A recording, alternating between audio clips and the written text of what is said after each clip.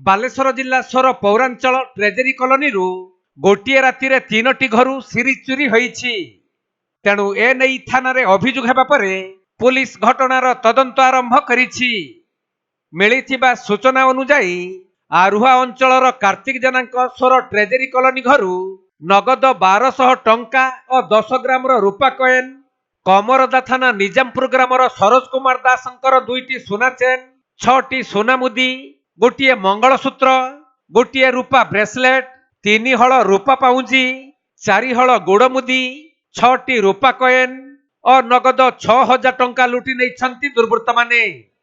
ସେହିପରି ଅଭଣା ଗ୍ରାମର ଅମରେନ୍ଦ୍ର ତ୍ରିପାଠୀଙ୍କ ଘରୁ ନଗଦ 53,840 ଟଙ୍କା ଓ 2 ହଳ ପାଉଁଜି ଦୁର୍ବୃତ୍ତମାନେ ଲୁଟି ନେଇଥିଲେ ବି ଅନ୍ୟ ଏକ ଆଲମିରାରେ ଥିବା 7 ଲକ୍ଷରୁ ଉର୍ଦ୍ଧ୍ୱ ଟଙ୍କାର ଗହଣା ସୁରକ୍ଷିତ ଥିବା ଜଣାପଡ଼ିଛି। ଯାହାକି 3 ଜଣଙ୍କ ଘରୁ 3,60,000 ଟଙ୍କାରୁ ଅଧିକ ଅଳଙ୍କାର ଓ ନଗଦ 60,000 ଉର୍ଦ୍ଧ୍ୱ ଟଙ୍କା ଚୋରି ହୋଇଥିବା ନେଇ ଥାନାରେ ଅଭିଯୋଗ ହେବା ପରେ ପୁଲିସ ଘଟଣାର ତଦନ୍ତ ଆରମ୍ଭ କରିଛି।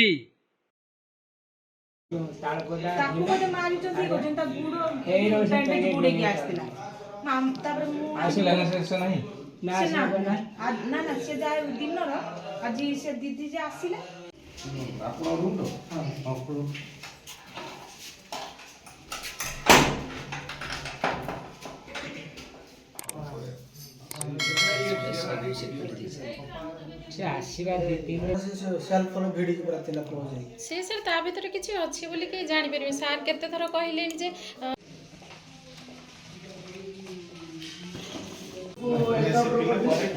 सही काम